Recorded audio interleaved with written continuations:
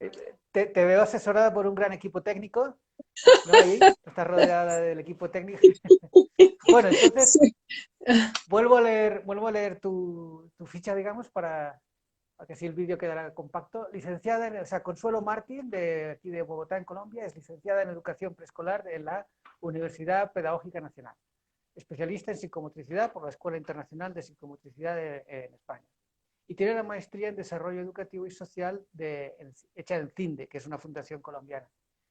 Eh, Tiene 25 años de experiencia como docente de infancia de 18 meses a 5 años. O sea, esto es muy importante. 25 años trabajando con niños y luego pasó a trabajar, es docente universitaria en formación de maestros en educación inicial, que se enfoca en el tema de psicomotricidad, juego y diseño de ambientes.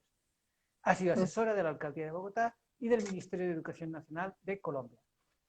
Y bueno, aquí te pues bienvenida a Conversaciones en Sanidad. Nos interesa mucho tu especialidad, tu línea de investigación relacionada con el espacio, el material didáctico, el cuerpo. Publicaste hace poco este libro con tu compañera Sandra Marcela, Diseño de ambientes para el juego, práctica y reflexión en educación inicial. Ujú. Unas investigaciones vuestras in situ en los centros educativos. Entonces me gustaría saber por qué te enfocas en este tema del cuerpo-espacio, material didáctico, el buen uso. ¿Por qué Ujú. crees que es útil para la infancia? Sí. Bueno, yo quisiera contar un poco de dónde surge este interés, ¿no? Como tú decías, yo empecé mi trabajo con niños en primera infancia desde la psicomotricidad, desde el enfoque de Couturier y desde la sala de psicomotricidad. La sala de psicomotricidad como ese lugar especial para que el niño pueda desenvolver toda su expresividad psicomotriz. Entonces empezó mi interés por la importancia del entorno, de brindar todas las posibilidades para que el niño realmente tuviera un lugar donde poderse explayar, donde poder expandir todo su potencial. Entonces empezó como desde ahí, desde ese interés por ese entorno específico de la sala de psicomotricidad y sus características. Si no damos al niño un entorno especial, rico en experiencias, en posibilidades, pues como decía, su potencial de pronto no se despliega de la manera más amplia, ¿no? Sino que queda un poco limitado. Es importante aclarar que no es solo es el entorno físico, ¿no? Con las características, con determinado material, que permita múltiples exploraciones, posturas, experiencias, sino obviamente también es el adulto que está allí acompañando esas experiencias del niño, ¿no? Que lo acompaña de determinada manera, que desde la psicomotricidad relacional, pues con esa empatía tónica que acompaña la evolución del niño en el espacio, sus descubrimientos a través del cuerpo, del movimiento. Entonces, desde ahí me empezó ese interés que luego pues se proyectó a otros espacios de la educación inicial, ¿no? Los espacios institucionales o los espacios de la ciudad o otros entornos, ¿no? Pero, Uh -huh. pero entender también que el niño necesita de ese espacio y sobre todo necesita que le den su espacio, ¿sí? Que el niño, que el adulto, las personas que están con el niño le den su espacio en todo sentido, ¿no? No es solamente su espacio físico, sino su espacio personal, su espacio propio, su espacio donde se sienta reconocido, donde se sienta valorado, donde esté confiado, donde esté seguro, ¿no? Entonces es el Uh espacio -huh. físico como tal que sabemos que tiene que tener unas cualidades, pero acompañado de ese espacio, digámoslo así, simbólico, afectivo, emocional que deben tener los niños en la primera infancia, ¿verdad? Sí, pero entonces, ¿cómo definirías cuál es la importancia del espacio en el crecimiento y el aprendizaje sano, tanto en casa o sea, todos aquí cuando participamos, todos que participamos en conversaciones de sanidad, más o menos estamos convencidos, sabemos Claro. que el Uh-huh. espacio es fundamental, ¿no? Para nuestras vidas, pero ¿cómo tú lo afirmas? ¿Cómo lo dirías? ¿Cómo lo demuestras? ¿Cómo convences al no convencido de que el espacio es fundamental en nuestra vida y más en el pequeño que crece? Claro.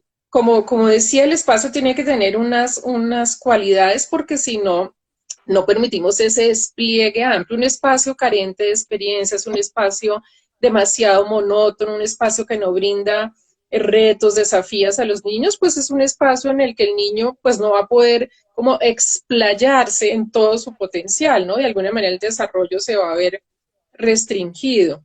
Entonces, porque el espacio, sabemos, pues nos comunica, nos permite, bueno, un espacio bien diseñado, ¿no? Pero también, pues, tenemos eh, también el espacio puede limitar, puede inhibir, ¿no? Entonces, un espacio, digamos, demasiado adulto o un espacio que no permite la exploración, un espacio que no permite el descubrimiento, un espacio que es demasiado plano, un espacio que no desafía al niño, que no lo reta, pues es un espacio que sí, como que lo deja en un lugar allí sin desarrollar todo su potencial, sino lo deja como en un nivel, digámoslo así, más bajo.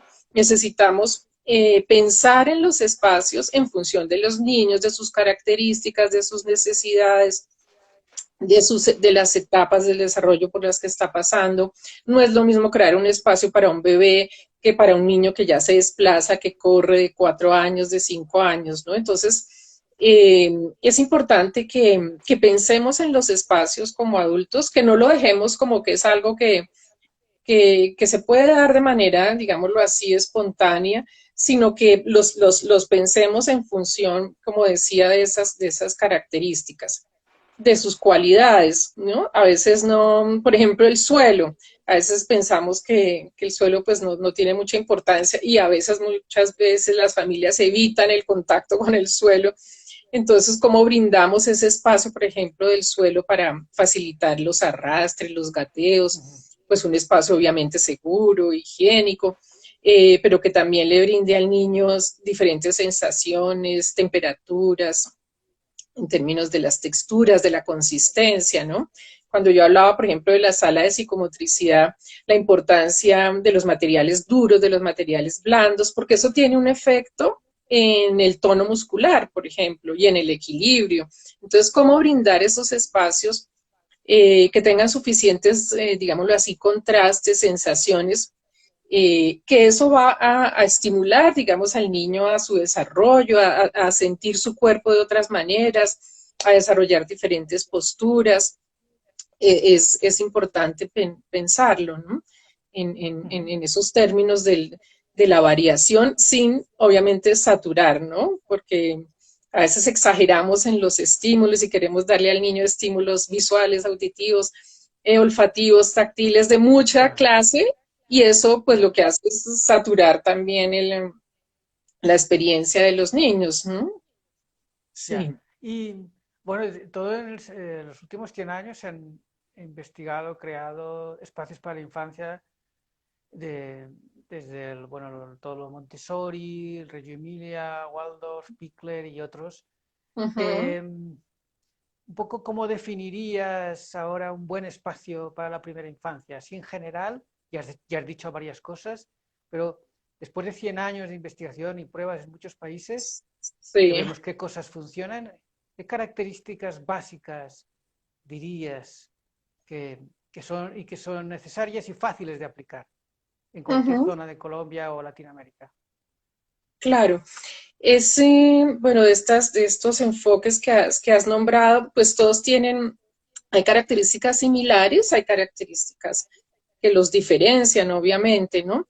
Pero hay unos temas comunes como el impulsar la autonomía en los niños, ¿no? Ese es un tema como que atraviesa de pronto esos enfoques, ¿no? La libertad del niño, la posibilidad de tomar decisiones, que él mismo sea el que escoja qué acción o qué actividad quiere hacer, con qué materiales lo quiere hacer. Entonces, de acuerdo a esos principios y muchos otros más, que son como que el niño es protagonista de su propio aprendizaje, que el niño es un ser con mucho potencial, que el niño tiene la posibilidad de aprender también por sí mismo. Entonces, ¿cómo a partir de esos principios pedagógicos diseñamos los lugares? Entonces, si yo estoy pensando, por ejemplo, en la autonomía, pues debo diseñar el espacio de tal manera que permita que los niños desarrollen esa autonomía. Entonces, ¿cómo? Pues poniendo los materiales al acceso, al libre acceso de los niños, disponiendo el tamaño de los mobiliarios, de los lugares donde desarrollen las rutinas, el lugar para que disponga sus pertenencias, ¿sí? Todo, si yo tengo esa idea de desarrollar la autonomía en el niño, eso se debe reflejar en la manera como organizo el lugar. Si estoy pensando en la toma de decisiones o en la libre elección, pues debo tener diferentes opciones precisamente no todos los niños haciendo lo mismo al mismo tiempo, entonces tengo que dar diferentes opciones para que cada uno también encuentre su lugar allí.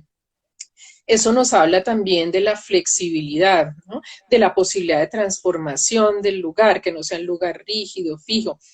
Obviamente, pues desde la propuesta de Reggio Emilia, el elemento de lo estético también juega un papel fundamental, ¿no?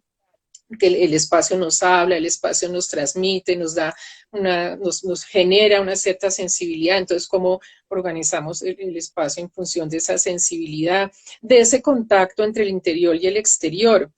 En casi todas estas propuestas, estos enfoques que tú has nombrado, le dan muchísima importancia a la naturaleza, al espacio, al aire libre, cómo se conecta ese espacio interior con ese espacio exterior y la importancia de la vivencia del aire libre que pues en estas circunstancias no lo estamos teniendo, ¿no? Pero cómo diseñar esos espacios al aire libre, que sean espacios de aventura, de sorpresa, de asombro.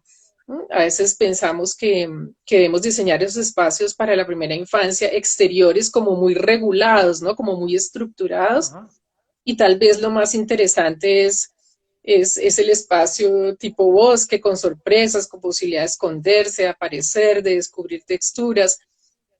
Ve uno también esos espacios en algunas instituciones exteriores muy centrados en el pasto artificial, en el plástico, ¿no? El reinado del plástico con las estructuras o estos artefactos que son, pues permiten determinadas acciones, pero también limitan las posibilidades que decíamos antes de la riqueza de las sensaciones, ¿no? Entonces, tenemos que pensar en esos espacios no tan estructurados, digamos, sí dar un marco, digamos, de organización, pero que permita también la transformación y la vivencia nueva, ¿no?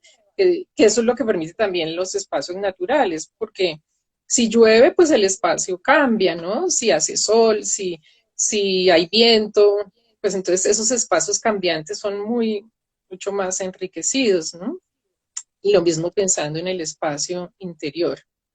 Es brindar digamos que un encuadre organizado, pero con Sí. posibilidades de cambio. Y en este espacio interior, ¿cómo definirías la luz y el color dentro? ¿Cuál sería lo más apropiado?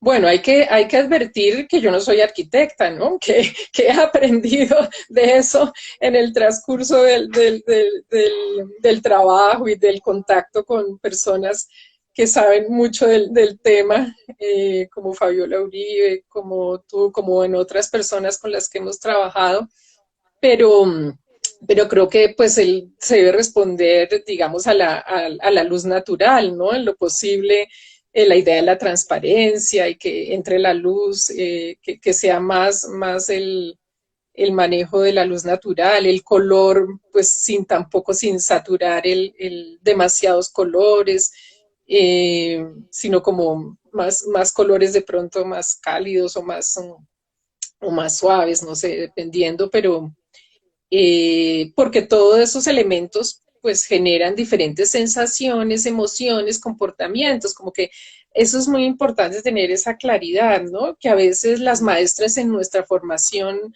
no lo hemos tenido, ¿sí? No, sino como que disponemos muchas cosas, elementos, la decoración, no tenemos claro, bueno, eso por qué, por qué aquí, y en esta disposición, porque todos esos elementos pues generan comportamientos diferentes, ¿no? Emociones diferentes, sentimientos. Entonces, como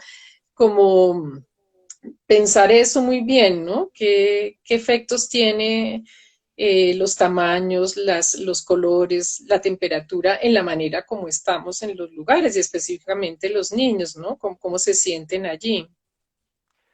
Entonces, hay espacios para la primera infancia con las paredes llenas de pintadas con ballenitas y figuritas.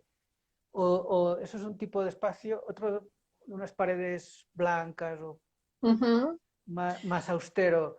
¿Cuál crees? ¿Hacia dónde sería Sí, más claro, interesante? yo pienso que hay que reevaluar mucho esos espacios, sobre todo antes en el que llenábamos de decoración los lugares con elementos que a veces ni siquiera eran cercanos a la Mm, cultura de los niños, sino que eran externos, que eran como los típicos de los medios de comunicación o sí, esos elementos que venían un poco de afuera y saturábamos el lugar con decoración y pensábamos que además que eso era ser una buena maestra, ¿no? Saber dibujar, saber decorar, eso estaba dentro de las características de ser una buena maestra de educación infantil. Entonces, ¿cómo eso ahora pues se ha transformado? Porque eso no le dicen mucho al niño, ¿no? No lo acerca, no permite que realmente se apropie del lugar, ¿no? Entonces, eh, en vez de la foto de Winnie Pooh, que sí, puede que sea muy bonito, bueno, tal,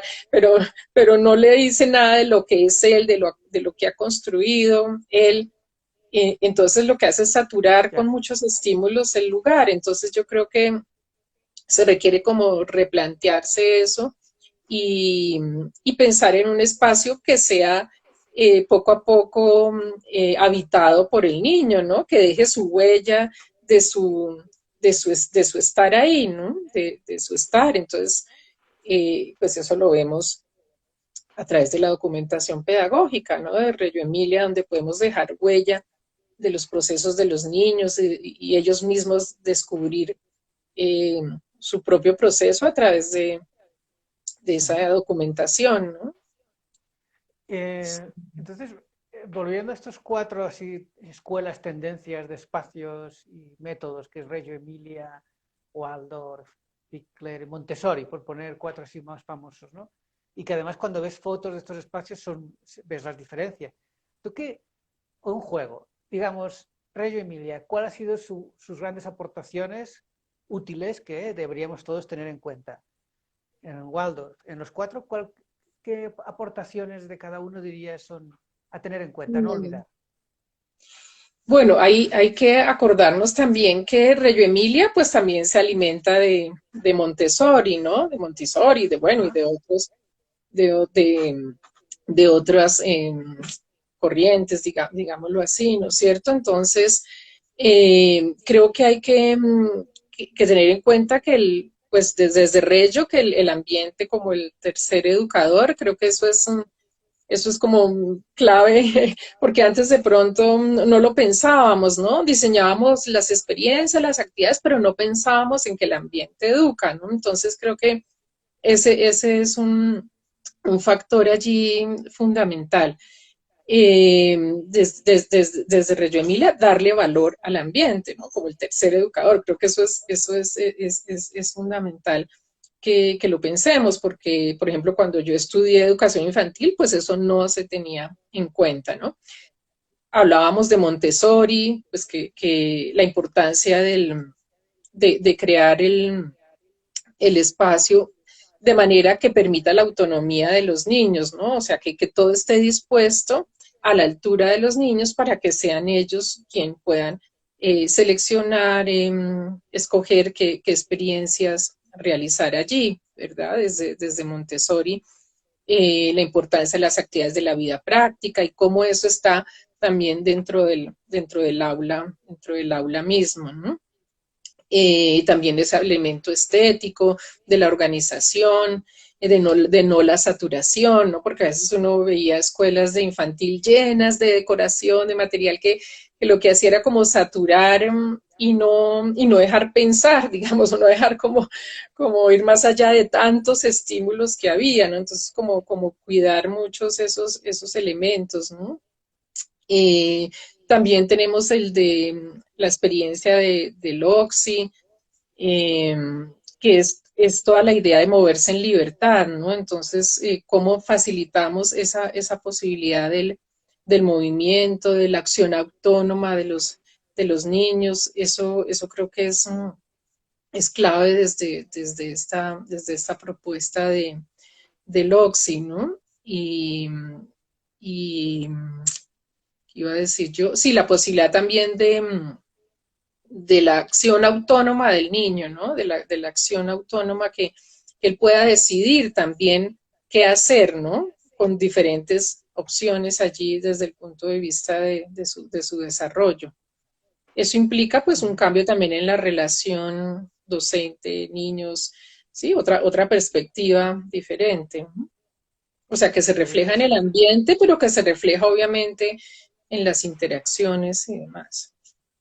Como tú dices, bueno, es fundamental que el docente pues aproveche las posibilidades del espacio y el material y tú ahora como llevas años de profesora en la universidad, ¿cómo lo enfocas? ¿Qué quieres que aprendan? ¿No? ¿Qué tipo, cosas básicas intentas que Sí, aprendan? el, sí, creo que esto es fundamental. Bueno, yo trabajo con las estudiantes que van a formarse como educadoras infantiles y hay una materia específica que se llama diseño de entornos educativos, que al principio pues creo fue todo un reto también para mí organizar ese tema porque no era tan conocido. Yo lo había estudiado desde la sala de psicomotricidad, bueno, desde esa importancia de los lugares para el desarrollo y se fue construyendo o lo hemos ido construyendo poco a poco y creo que hay un elemento fundamental que es hacerse sensible o más bien explotar esas posibilidades que brindan los espacios. A veces en la formación eso no se tiene tan en cuenta, ¿no? Como que importan los contenidos, tal, pero no los lugares que educan, ¿no? Los lugares que educan, que hablan, que nos dicen, que nos permiten o que nos inhiben. Entonces, trabajamos mucho con las estudiantes ese aspecto primero de hacerse como consciente de los lugares y de su efecto en las personas, en su comportamiento y más en los niños, ¿no? Específicamente. Entonces, eh, se proponen como muchos ejercicios de exploración de los lugares, de reconocimiento de los mismos, de que generan en ellas mismas, de recorrer o de volver a recorrer, digamos, a través de una narración los espacios de su infancia y cómo se vivían esos espacios y qué les posibilitaban, ¿no? Como ese trabajo así más como de autobiografía, digámoslo así, o de su propia vivencia con las estudiantes. Creo que eso es clave porque no nos damos cuenta que vivimos en un espacio y que el espacio tiene efectos en nosotros, ¿no? Entonces, como ese trabajo de toma de conciencia de los lugares donde estamos y sus efectos. Tenemos aquí una visitante que es mi gata y por Está muy aquí bien. Perfecto, perfecto. está, me está distrayendo. Que opine, que opine. Entonces, lograr en los estudiantes esa sensibilidad frente al efecto, ya se fue la gata, el efecto que tiene el espacio en las personas, ¿no? Entonces trabajamos desde su propia biografía, desde sus propias experiencias en la infancia y cómo se vuelve como inspirador para, para la proyección de ellas como educadoras, cómo diseñar espacios para la infancia. Trabajamos también desde los espacios de la ciudad, hacemos como análisis de los espacios de la ciudad, qué posibilidades brindan o qué limitaciones y ellas también se lanzan a diseñar espacios educativos que a partir de lo que los niños también son, ¿no? Hacemos como un ejercicio muy fuerte, bueno, en estos momentos no, pero cuando se podía de ejercicios de observación, de cómo los niños habitan el espacio, creo que eso es fundamental, ¿no? Volverse sensible a cómo los niños habitan el espacio, cuáles son los espacios preferidos, por qué les gusta meterse debajo de las mesas, por qué buscan los rincones, por qué exploran las texturas. Entonces, como todo ese ejercicio de observación de cómo los niños habitan los lugares, es lo que es inspirador pues para el diseño de los espacios, ¿no?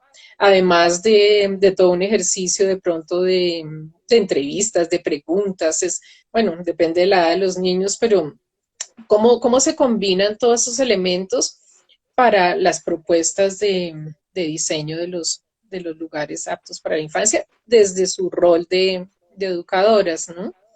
Y, analizamos los lugares, por qué están puestos así, por qué no de otra manera. Ese ejercicio creo que es bien importante porque ya las estudiantes no vuelven a ver los lugares de la misma manera, o sea, se crea como si yo tuviera un espejo, un espejo no, un lente que me permite mirar de otra manera los lugares, sus limitaciones, sus posibilidades. Y trabajamos mucho el rediseño de lugares ya conocidos, lugares que ellas han experimentado y cómo los podemos enriquecer, cómo los podemos cambiar desde un diseño participativo, ¿no? Pues depende de la edad de los niños, pero intentando que sea desde un diseño participativo, ¿no? Participativo, con los niños y Para, también con la sí, infancia, también. Ujú. claro, sí, haciendo recorridos, etcétera. Perdona, tenemos una persona que nos está siguiendo que pregunta dónde podemos ver estas propuestas espaciales sí, y la propuesta de la metodología que propones. O sea, supongo que se refiere a si hay algún ejemplo donde no se puede ver algo así que ya Claro, funcione. digamos que no, yo no podría decir que hay un solo lugar donde podamos encontrar esto, ¿no? Pues uno, en el proceso uno se ha inspirado, pues diferentes, se ha inspirado en diferentes experiencias, en diferentes autores, ¿no es cierto? Eh, Porque está lo del método mosaico, por ejemplo, que es ese método que es el método para generar una indagación con los niños, unos recorridos, de manera que es el donde se desarrolla el diseño participativo, ¿no? Ujú. Eh, pero también pues están las otras propuestas que veíamos, Reggio Emilia, Montessori, Loxi, bueno, que nos dan como pistas de cómo podemos diseñar espacios para la infancia. Está el famoso libro de Territorios de la Infancia, que fue un libro muy inspirador en el que podemos pensar en, bueno, la importancia de diseñar espacios para la infancia, teniendo en cuenta sus características, sus condiciones. Creo que sí, hay como varias fuentes que podemos consultar, ¿no? Pero creo que un elemento fundamental, si yo quiero de alguna manera transformar mi espacio, sí es la observación de los niños, la participación de los niños, no como hacíamos antes, ¿no? Que de pronto era como el espacio bonito para los niños, así la decoración, ¿sí? Entonces que tenga muñequitos, que tenga Winnie Pooh, porque eso es lo que le gusta a los niños, cómo transformamos eso, ¿no? Entonces es darle la vuelta a eso y pensar en quiénes son los niños, en qué momento están, qué es lo que requieren. Sí, centrarnos en observar a la infancia, en escucharla, a esos niños en particular, ¿no? Cuáles son sus características y de acuerdo a eso, cómo ir generando esos espacios de aprendizaje. Porque realmente, pues antes lo que hacíamos era decir, esto es lo que es bueno para los niños, esto desde la perspectiva del adulto o desde una perspectiva muy decorativa, ¿no? Pues ahora nos interesa es no que es Mm. la decoración que se observa, sino la interacción con todos los elementos que componen un espacio para la infancia, ¿no? Que deben ser Y, pensados, que deben tener una intencionalidad, que deben partir de la observación y escucha de los niños, de su participación, ¿no? ujú. Uh-huh. Y si salimos un poco del centro educativo, nos fijamos en los alrededores, en la calle, en la ciudad, ciudad y primera infancia.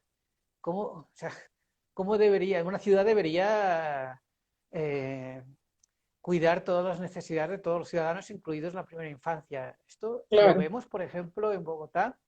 ¿Qué tal es Bogotá para la primera infancia y sus madres y cuidadores?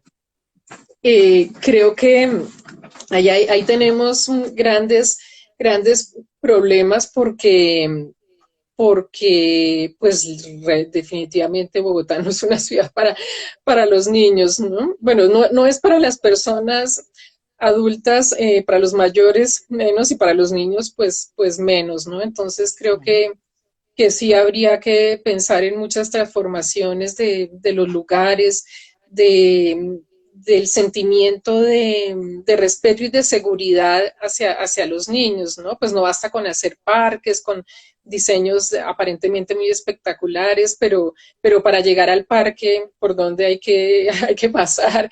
¿Por qué situaciones? No generamos la autonomía, no generamos que el niño pueda salir solo, pues indudablemente aquí eso no es posible hacerlo. Solamente esos conjuntos cerrados pues, que limitan la experiencia de los niños. Entonces creo que habría que pensar mucho en, pues es una transformación realmente muy grande la que habría que hacer, ¿no? Las calles, la cultura de los demás, cómo realmente respetamos a los niños o no los respetamos, qué espacios les brindamos, qué recorridos, ¿no? Porque la importancia del recorrido, qué tan amable es, ¿no? Realmente no, creo que aquí nos falta muchísimo de pensar en ello, ¿no? No basta con diseñar los parques, con muchas atracciones, creo que hay que pensar más allá de los parques, porque se supone que si el niño es un ciudadano, pues la ciudad debe ser también de él, ¿no? Y realmente, pues en nuestra ciudad eso no lo vemos, ¿no? No lo vemos. Y hay Ya, peligros de todo orden, ¿no? De todo orden. y Sí, para todos, ¿no? Sí, y no para solo para los todos. más pequeños. Sí, Sí. sí. Eh, otro aspecto que has trabajado es un poco el material didáctico que utilizan los niños, e incluso has creado con la arquitecta Fabiola Uribe algunos juegos para ellos, ¿no? Desde la geometría, desde... Cuéntanos un poco este material didáctico desde la arquitectura o el diseño, qué has hecho, qué beneficios tiene o qué hay, por qué. Bueno, claro que este material, digamos, démosle toda la autoría a Fabiola, ¿no? Realmente, pues, a Fabiola Uribe, ella es la que los ha creado y demás. Creo que son materiales multifacéticos, ¿no? Que permiten muchas posibilidades de generar construcciones, experiencias también que implican el cuerpo del niño, donde el niño puede entrar en esos espacios. Creo que esos son espacios no estructurados. Creo que eso es muy interesante después de las experiencias que hemos tenido, ¿no? Con cartones, con cartón corrugado, con diferente tipo de material no estructurado, generamos esa exploración del niño del espacio, esa vivencia del cuerpo en el espacio en diferentes posturas, acciones, movimientos. Creo que eso es muy interesante, ¿no? Creando retos, creando desafíos, descubrimientos, ¿no? Ese espacio, digamos, a la escala del niño, ¿no? Del tamaño del niño, con esas experiencias que hemos tenido. Creo que eso es fundamental, ¿no?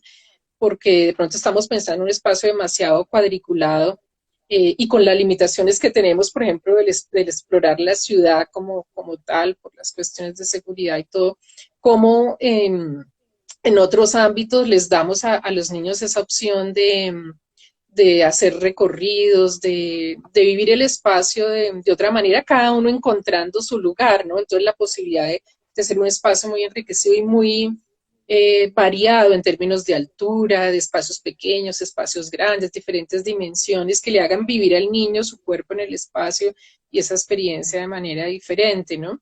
Y también con este otro material que ya es a otra escala, pues la posibilidad que el niño tiene de crear, de construir, de destruir, de hacer esos espacios también a su medida, ¿no? Y descubrir el equilibrio, la simetría, bueno, todos esos otros elementos creo que es fundamental, pero partiendo como de esa experiencia inicial del cuerpo en el espacio, ¿no? De su Y propio bueno, cuerpo. y entonces lo que llamaríamos el juego de construcción, ¿qué aporta a la infancia? El juego de construcción creo que es fundamental porque es el que le permite al niño esa acción de construir, destruir, ¿sí? Como ir avanzando en las nociones de tamaño, de peso, de dimensiones y demás. Creo que implica un análisis, una síntesis, implica una proyección. Bueno, en las primeras etapas es más construir y destruir, el placer de la destrucción también allí, con material de pronto más al tamaño de los niños, ¿no es cierto? Lo vemos en esas construcciones que hacen, por ejemplo, con cojines y el placer de destruirlas también, ese manejo del peso, del tamaño, del equilibrio entre las piezas y luego ya, digamos, como a otra escala, el material de construcción que permite resolver problemas, que permite hacer proyecciones. Creo que es importantísimo, pero también interesante que se empiece, como digo yo, en esa dimensión en la que el niño puede entrar en las construcciones, ¿no? Porque él busca también esos lugares pequeños o esos lugares donde también refugiarse, que él mismo construye, ¿no? Y luego ya, pues en etapas posteriores ya es el juego de construcción, digamos, tomando distancia del cuerpo, ¿no? Pero que permite esa proyección de sus conocimientos, de las habilidades también de tipo de motricidad fina, de lograr la estabilidad. Creo que es fundamental esos juegos de construcción en educación infantil, ¿no? Porque Muy además bien. el niño Mira, es el protagonista allí. mira, Consuelo, aquí hay una pregunta. ¿Crees que desde las políticas de Estado de diversos países se considera esta visión participativa de los niños? ¿No? Se refiere cuando hablamos más de la ciudad.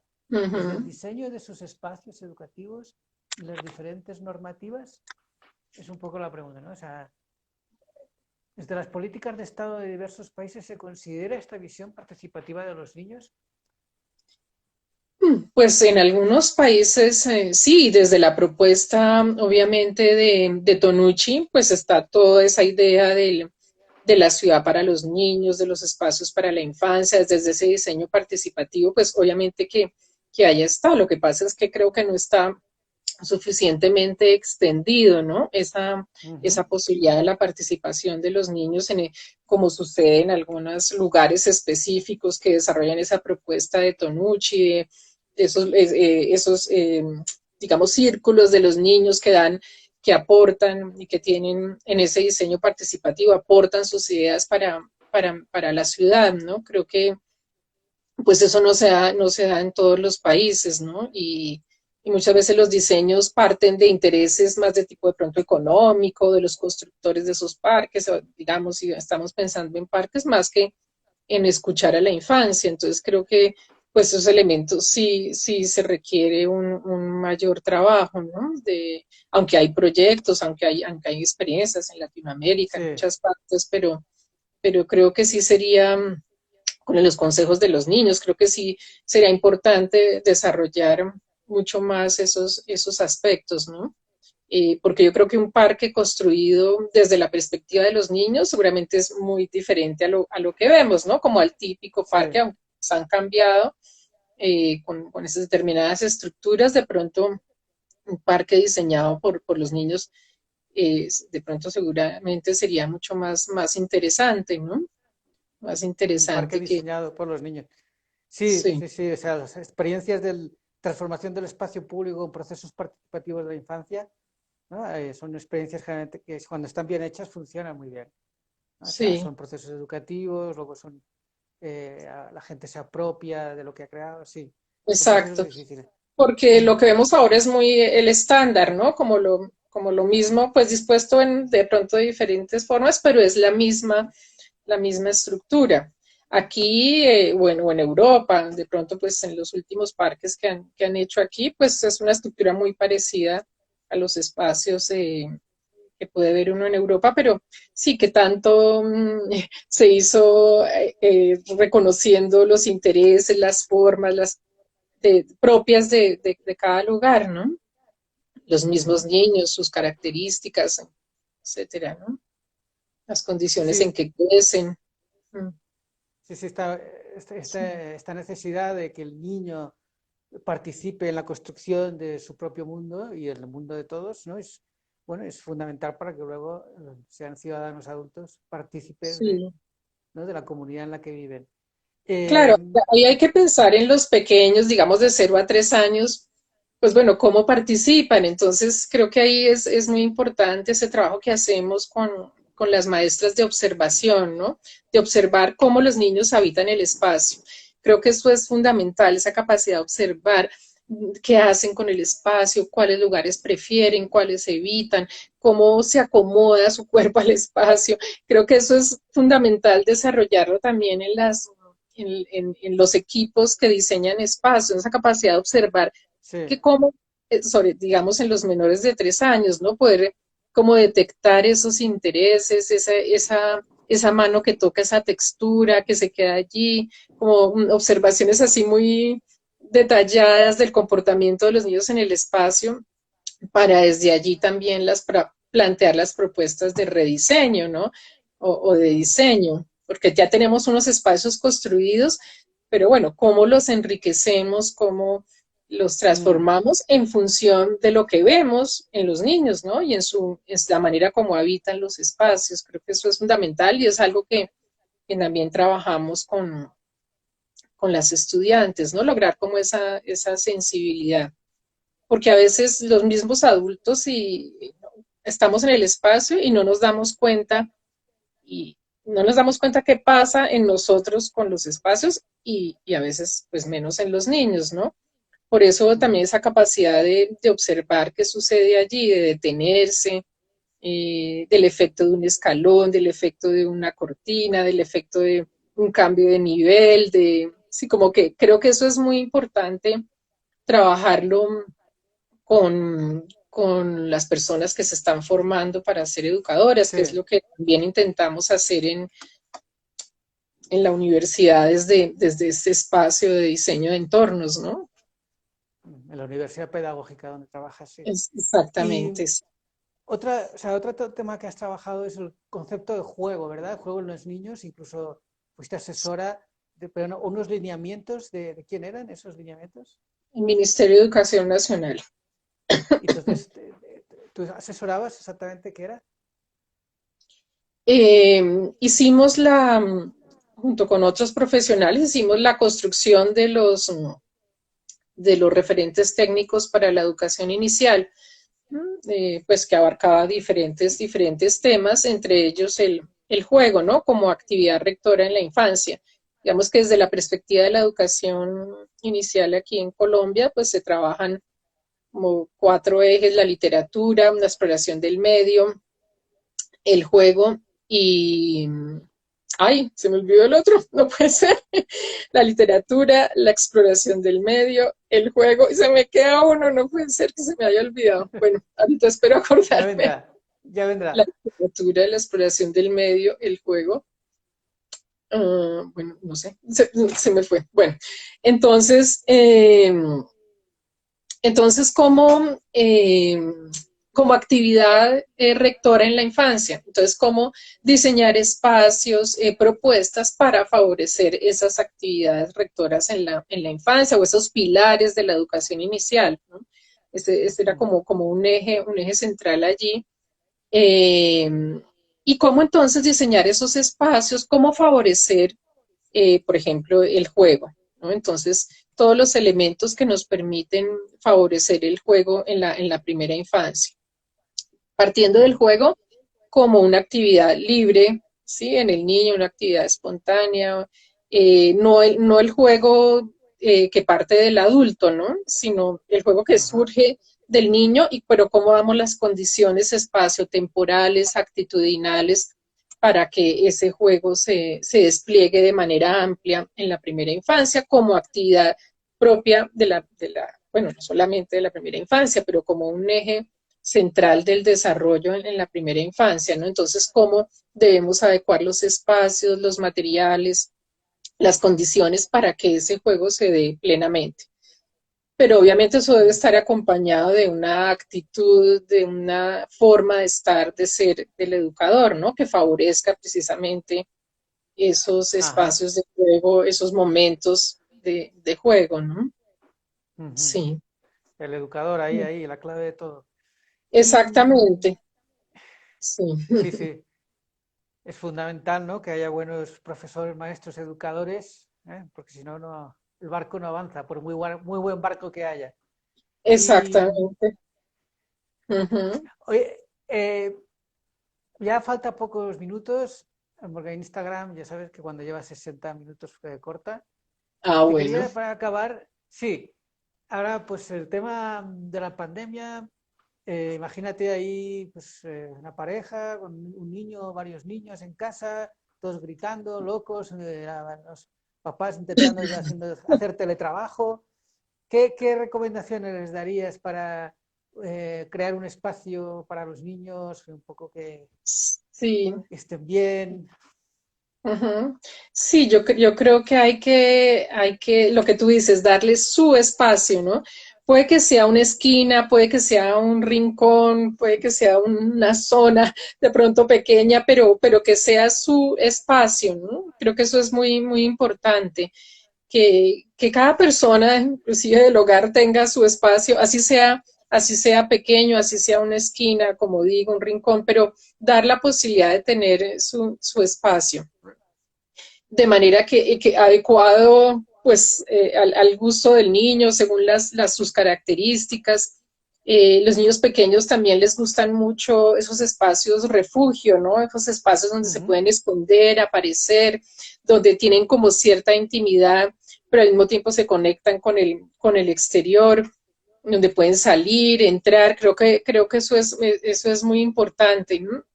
Eh, no se necesitan muchos materiales, ¿no? De pronto con poco se puede hacer mucho.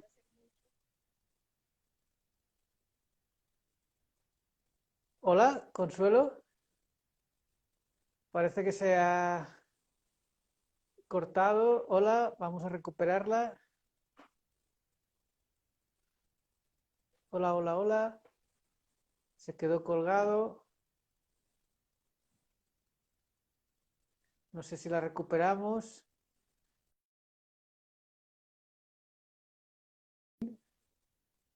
En- Uy, se ha ido. A ver si vuelve. Veo que hay unas preguntas. En cuanto vuelva Consuelo, le hacemos la pregunta. Veo que Lunárquicos pregunta, como pedagoga, ¿cuál sería la principal recomendación para los arquitectos que quieren introducir a los niños en el mundo de la arquitectura? Bueno, pues en cuanto vuelva Consuelo, que se lo preguntamos. A ver, a ver. Bueno, pues nada, mientras tanto les agradezco aquí su asistencia. Cada lunes hay conversaciones sanidad. La semana que viene, el lunes que viene, hablaremos con Angélica Cuenca del Ministerio de Cultura de Colombia, que es la encargada coordinadora de los proyectos con infancia y adolescencia. Y ahora estábamos hablando con Consuelo Martín, que ha desaparecido, se habrá quedado sin señal. Pum, pum, pum. Pum, pum, pum. A ver qué más tenemos en las conversaciones sanidad. Después, o sea, la semana que viene tenemos el Ministerio de Cultura de Colombia con sus proyectos para infancia. Luego tendremos el 31 de agosto. Ah, mira, ahí vuelve. El 31 de agosto tenemos una muy interesante con Mara Mitzner de Estados Unidos, una arquitecta que trabaja en procesos de participativos para Hola. infancia. Hola, Eh, Consuelo. hubo un cortocircuito aquí. Ah, muy bien, muy bien. Una, sí. Venga, continúa, eh, continúa. Hablabas de, sí, pandemia y espacios. sí. Entonces, creo que es importante darle a cada uno su lugar, ¿no? De acuerdo a sus necesidades, a sus características. Así sea, por ejemplo, crear un rincón específico debajo de una mesa, porque al niño le gusta esconderse, meterse, aparecer, desaparecer. Con sus propios elementos, creo que eso es fundamental, que cada uno tenga su lugar, ¿no? Así los adultos también necesitamos nuestro lugar y los Sí, niños aún más, ¿no? Espacios para sí. construir y destruir, para hacer y destruir y rehacer, creo que eso es fundamental. espacios para esconderse y aparecer, espacios de refugio, porque no estamos pensando pues en los grandes espacios que necesitamos, ya sabemos, para la infancia, para correr, para explorar, pero sí creo que es importante darle a uno, a cada uno su lugar, ¿no? En el sentido amplio de la palabra, del término. Sí. Mira, Consuelo, Lunárquico nos preguntaba aquí, ¿qué recomendaciones harías a los arquitectos que quieren introducir la arquitectura en la infancia o primera infancia? Introducir los Supongo, contenidos de la... sí, el juego, la creación de la arquitectura en la primera infancia. Bueno, bueno, no, entre comillas, como materia, digamos, o como contenido, o como vivencia, porque bueno, lo de la vivencia ya lo hemos hablado, ¿no? De cómo el niño vive el espacio, que la búsqueda de esos rincones, de esos recorridos, de esos espacios altos, bajos.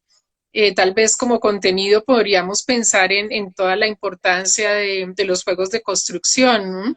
Ujú. De esos elementos que el niño puede o entrar en la construcción o ya a otra escala puede hacer las construcciones. Creo que eso es fundamental y también que el niño tome conciencia de alguna manera de los lugares, ¿no? De sus características, ese tema de la Ujú. sensibilidad, de los sentidos, del efecto que tiene las características del espacio también en su ser, ¿no?